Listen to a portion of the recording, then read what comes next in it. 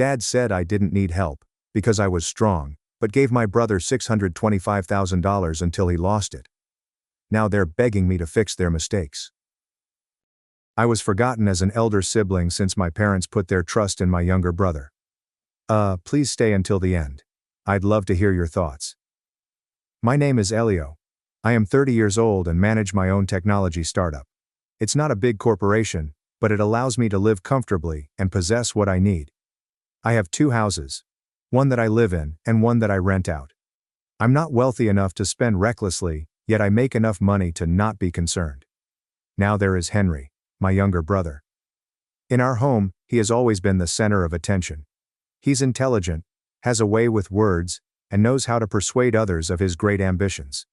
But he's not practical. Henry is constantly jumping from one huge idea to the next. One day it's a tech business, the next a fine restaurant, and finally a movie studio. His ambitions seem fantastic, but he never completes them. He always finds someone or something to blame, such as a lack of funds or a refusal to invest in his ideas. Then 1 year ago, I discovered something that surprised me. My parents had taken out a loan on their house to give Henry a large sum of money to start another business venture. That's when things started to fall apart. My parents are the type of folks that feel that families should always support one another, no matter what. They are not awful people, but they make one major mistake. They always believe Henry, no matter what. My father is serious and silent.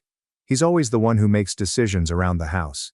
He's never really respected what I've built, perhaps because I didn't follow the path he expected. To him, true success entails something large and flashy, not the modest software business I founded with my own efforts. My mother is gentler and more sensitive, yet she allows her emotions to guide her thoughts. To her, Henry is the one who still requires assistance. I'm the one who is already doing well and doesn't require assistance. She always encourages me.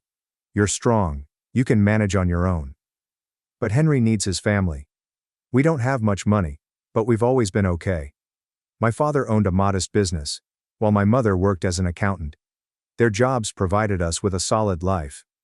Furthermore, my grandfather left a large sum of money from wise property investments. If handled wisely, that money could have provided my parents with a lifetime of support. When I was little, I didn't believe they picked favorites. I assumed they loved both Henry and me equally. We had a shared birthday party. If I got a toy, he got one too. We both got new outfits during the holidays. Everything seemed equitable and fair. But when Henry started school, things began to change. Henry did really well. He received high marks and was liked by everyone. The teachers appreciated him. Other children liked him. My parents were so pleased with him that they eventually forgot I was there as well. It manifested itself not in toys or meals, but rather in larger events that shaped our futures. Henry wanted to learn French. They paid for pricey classes with no second thoughts. He wanted to go to a nice camp, and they said yes. He wanted to play the piano, so they bought one and paid for a private teacher. What about me? I never received that level of assistance. By high school, it was evident. Henry stated that he wanted to attend a prestigious private school. They paid the full price without thinking. I also requested to attend a better school, but my mother just stated, "Public schools are fine, son. There is no need to waste money." I was not clueless. I knew exactly what was going on. They believed that investing in Henry would yield significant returns in the future. They didn't bother because they assumed I was already fine and didn't require assistance. When I was 17, I discovered I enjoyed dealing with computers. I wanted to take an online course to learn how to create software. It didn't cost much, just a fraction of what my parents had previously paid for Henry's courses. But when I mentioned it, my father shook his head saying, "You can learn coding on your own. There's no need to spend money on it." I was used to doing things by myself, so I kept silent. I spent the entire summer researching free resources on the internet, learning every bit of code and process on my own. There are no professors or money from home. Only myself.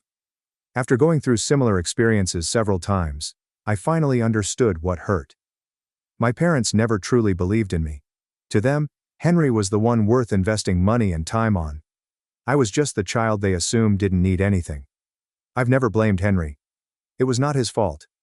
But from that day forward, I gave up hope that my parents would ever support me. After graduating from college, I worked for 2 years straight, saving every penny I could. By the time I was 25, I had saved enough money to start a small technology business. However, in order to expand, I required an additional $65,000 in funding. I considered my options carefully before deciding to seek assistance from my parents. I don't enjoy asking for things. I did not want free money. I was prepared to accept it like a loan, even signing a contract to repay it all. Still, I couldn't stop thinking, if Henry had been assisted so many times, why couldn't I ask only once?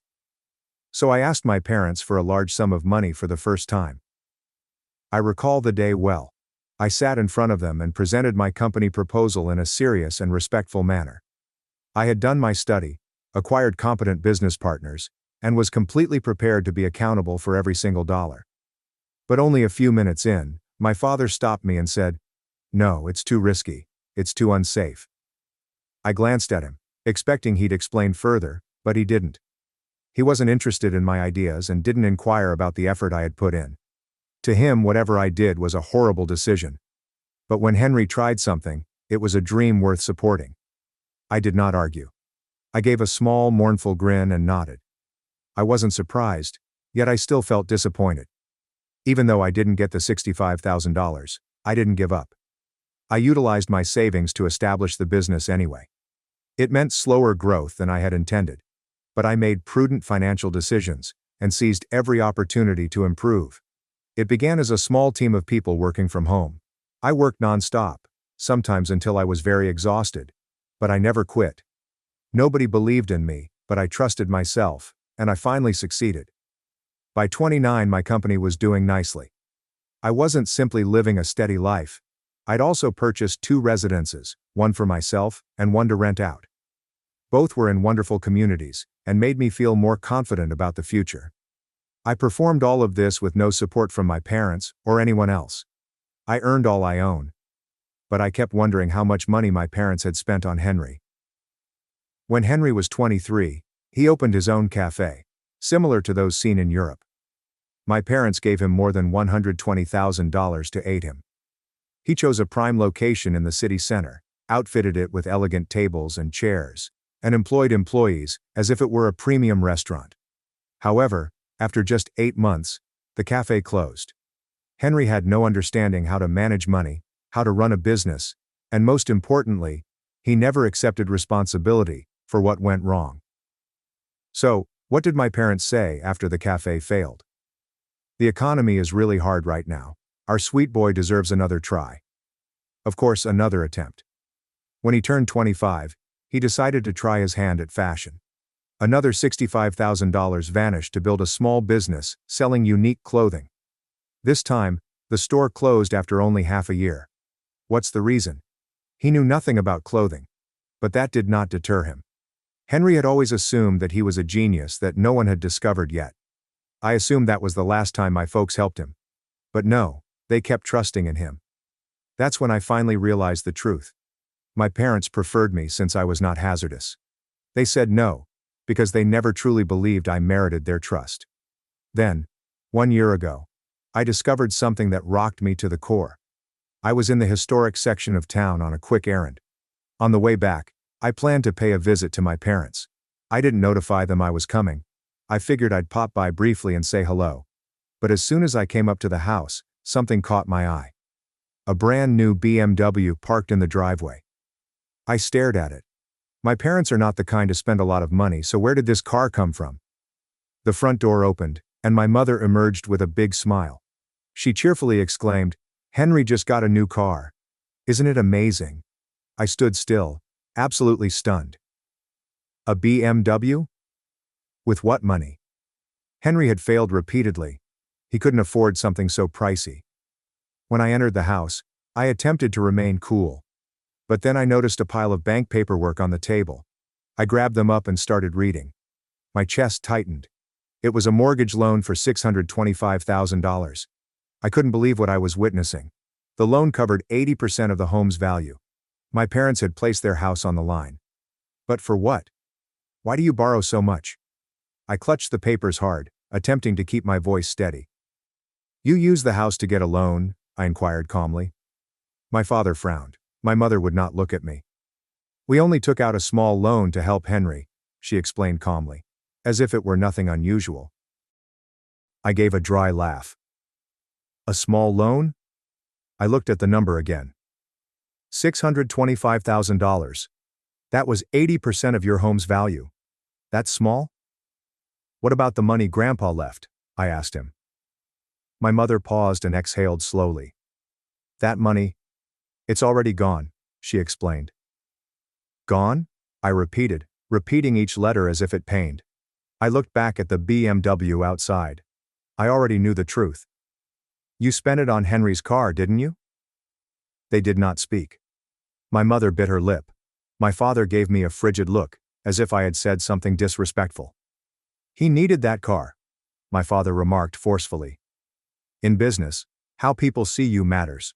Who would take you seriously if you show up in a normal car? I smiled. Not because anything was humorous, but because the scenario was so terribly ridiculous. You used up all the savings, spent the inheritance, purchased him a car, and now you've used your home to get a loan so he can have even more money for another plan. Do you even see how dangerous that is? If Henry messes up again, you'll have no place left to stay. Their faces transformed immediately. My mother looked at me angrily, and my father's voice grew rough and cold. You envy your brother, don't you? He asked. You want him to lose just so you can feel above him? I stood still. Envy? I repeated, unwilling to believe what I had heard.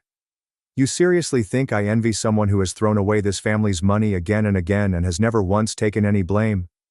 They could not perceive the truth. I took a long breath and attempted to remain cool, but then I remembered something and went to my father. When I was 25, I asked you for a $65,000 loan to launch my company. Do you remember? I replied. You instantly said no. You called it too risky.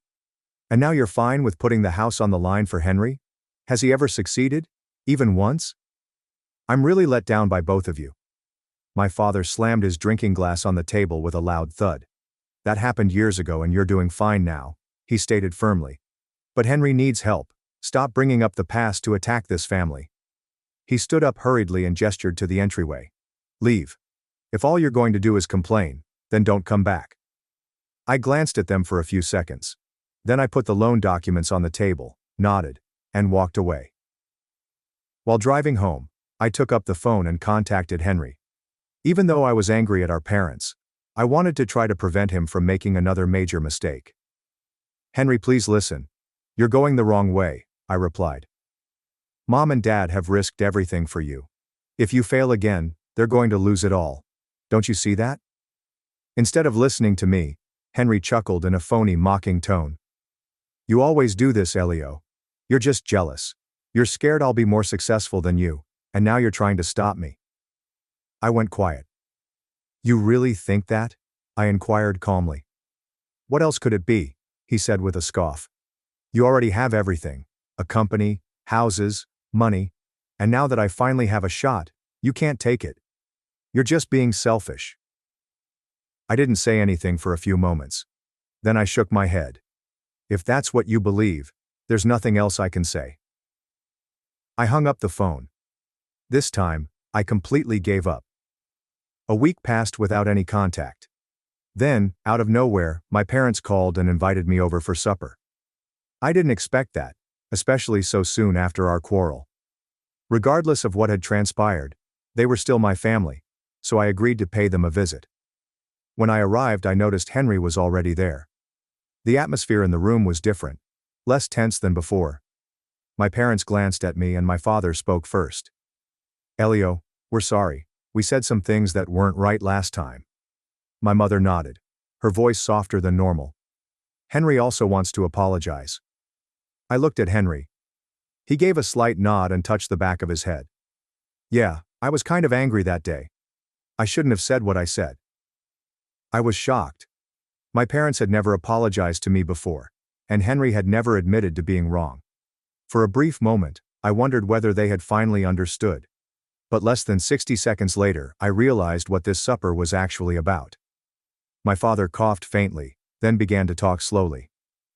Elio, you've got two properties. One is where you live, and the other one you lease. I could tell right away that something was awry. "Why are you bringing this up?" I inquired, my tone growing colder. My mother stepped in, her voice calm, as if she were saying something very natural. "Henry is stepping into the real estate world. He needs to appear trustworthy. A good place to stay would help his image. If you could let him have one of your houses, it would be a big help for his future." I sat in disbelief. So that was it. The apologies had merely served to set up this ridiculous request. I responded immediately, looking directly at them. "No." My mother blinked, as if she could not believe what I had just said. "What do you mean, Elio?" she inquired, remaining kind but sounding more apprehensive. "I mean, I'm not giving Henry my property. I'm not foolish." The entire mood shifted instantaneously. My father lowered his chopsticks with a loud noise, his expression hardening. "Elio, you have 2 places to stay. Henry only needs 1 break. He's your brother." I gave out a sour laugh. "So what now? You expect me to give up my home just so he can look successful? How many times have you thrown money at him, even though he's never once achieved anything?" My father's tone became stronger. "He hasn't failed.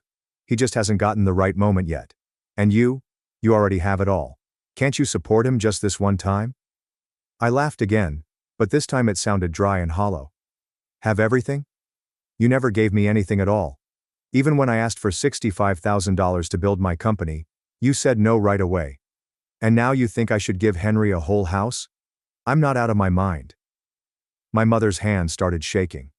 My father slammed his hand against the table, making the water in the cups quiver. "So you're just selfish like the rest. You envy your own brother. You're scared he might become more successful than you. Isn't that it?" I rose up abruptly, my eyes full with disappointment. I'm just not dumb." Silence engulfed the room. I looked toward Henry. He still hadn't spoken, and his gaze was fixed on the ground. I knew deep down that if I'd agreed to give him that house, he'd take it immediately. He would not have thought twice. He didn't mind stealing what wasn't his. I shook my head, feeling ill rather than angry. "You can keep putting your faith in him if you want. I don't." I walked out of my former home without saying anything else. My father's furious voice screamed behind me, "If you leave now, don't ever come back." I did not stop. This time, I left them for good. As expected, Henry failed again a few months later. My parents did not mention it to me. Henry did not inform me either. I discovered it through someone I know who worked in real estate. "Elio, did you hear? Henry's business went under." I paused, grasping my phone tightly. "What went wrong?" I inquired, despite knowing the answer inside. "He picked the wrong deal. He bought when the price was high and sold when it dropped. Lost it all. That money from the mortgage your parents took? Gone." I closed my eyes and let out a breath. I wasn't astonished. It was going to happen sooner or later, but there was more. "What about the BMW?" I inquired, though I already had a horrible feeling. "He sold it 2 months ago," my pal explained. "He needed money to keep things going, but it didn't help for long." I let forth a flat, joyless laugh. My parents had gambled everything on Henry. They were certain he was intended to win. But now there's no money, no business, and no car. Soon, there will be no roof above their heads. What was my emotional state at the time? Not proud. Not joyful. The inside is just blank. I'd warned them. I'd attempted to make them see. But they ignored me. I already knew what would happen next. They'd reach out to me. My phone kept calling a few hours after I heard about Henry's firm failing, just as I expected. My mom made the initial call. I didn't respond. Then another, then dozens more. Messages came in non-stop. "Elio, answer please. We need you. Please don't leave us alone." I saw each communication but did not respond. I understood exactly what they were asking for. I knew this would happen as soon as they applied for a loan on their home. They weren't messaging to apologize. They were looking for financial support. The following morning, I stepped outdoors to go to work. I paused abruptly. My parents and Henry stood in front of my door. They appeared worse than ever before. Henry had lost his normal pride. His face appeared thin and worn. No fancy clothing. There is no proud corporate mindset. He looked like he'd lost everything. My mother looked like she'd been crying for hours. My father, who was previously robust and proud, now appeared much older, as if stress had accelerated his aging. They had nothing left. My father cleared his throat and spoke with a hoarse, weak voice. Elio, we were wrong. I crossed my arms and leaned against the doorway, my expression chilly. Now you get it. They did not argue. No yelling. Don't call me selfish or jealous. Because they needed me now. My mother began speaking, her voice weak. Son, we're out of options. Please help us. I sighed and stopped her. I don't have any cash. They froze, but my father responded instantly as if he had already practiced it. You could sell your company or one of your homes. If we can cover what we owe and keep the old house, we'll be able to begin again. I gave him a brief look. Then I laughed, not because it was hilarious but because I couldn't believe what I had heard. They truly assumed I'd sell the firm I founded to save them. These same folks had refused to lend me $65,000 when I wanted to pursue my passion. Now they wanted me to give up everything I'd built for them. They cut me out. They said no. And now they asked me to lose everything for them. I had nothing else to contribute. I stood tall, walked forward, and opened the door wide. I then pointed outside. Leave my home. Nobody moved. Henry opened his lips to speak, but I interrupted him. I told you, I'm not a fool. I had nothing more to say. 1 month later, the bank took over their old residence. They had to pack things and leave. They had lost their home and were now homeless. I was not surprised. I saw it coming the day they signed the loan. They started out staying with people they knew, but no one could keep them for long. They later moved into small, low-cost hotel rooms that were dark, wet, and overcrowded. When their money ran out, they ended up in shelters, waiting in line for meals. These were the same parents who formerly had a nice house and enough money to live comfortably. Now they were members of the group that had lost everything. And Henry, the man who once referred to himself as a businessman and drove a BMW, was suddenly broke. He walked around looking for work, but no one wanted to hire someone who had failed repeatedly. Even though I told myself I didn't care anymore, I observed them quietly from a distance. I did not contact them, but I knew how they were doing. Even though I tried not to feel anything, I couldn't completely turn away. For 3 months, I let them experience what it meant to lose everything. I wanted them to feel the consequences of their choices. But deep down, the sensation of being their kid prevented me from watching indefinitely. Even if they treated me harshly or shut me out, they were still my parents. About a month ago, I made up my decision. I would go visit them. They appeared absolutely defeated. My father, who formerly walked proudly, dropped his head when I entered. My mother seemed exhausted. Her eyes had shadows from sleepless nights, and her hair was grayer than I remembered. Henry sat off to the side. He was no longer full of confidence. He wasn't the type of man who boasted about his lofty goals and ambitious intentions. Nobody spoke for a while. Finally, I spoke up. I will rent a small place for you. It'll be enough to live near the city, but only for 1 year. My mother lifted her head. Her expression conveyed a hint of hope. But I wasn't finished. During that year, Henry has to get work. And after those 12 months, you're on your own. I won't give more help. My father said nothing back. My mother didn't plead. They both understood they had no right to ask for anything else. Henry opened his mouth, perhaps to complain or to question, but for the first time, my father raised his hand and stopped him. He gave me a long look before slowly nodding. That was the first time I had seen him recognize his faults. You're probably asking why I just provided assistance for 1 year. Here's why. Henry still lives with them, and I won't let him rely on me. For years he's gotten used to having someone else handle his difficulties. But this time, if he wants a true life, he must earn it for himself. If my parents can care for themselves in a year, that's great. If they cannot, I will have Henry depart. After that, I will just pay rent to ensure that my parents do not end up on the street. But Henry will no longer be my job. That is my final decision. Now I'd like to ask you, if you were me, what would you have done? Would you continue to help them? Or would you let them deal with the consequences of their actions? Thanks for watching and diving into this wild family drama with me. If you love Reddit family drama, don't forget to subscribe and turn on notifications so you never miss the next one. Karen demands VIP table claiming to know the owner, yet I'm the owner, and she was left crying with a $4,000 bill as after my revenge. Karen bursts into the restaurant, screaming that she knows the owner and demands that we give her and her group of friends the VIP table reserved for celebrities. The problem is that I own the restaurant and don't know who this lady is.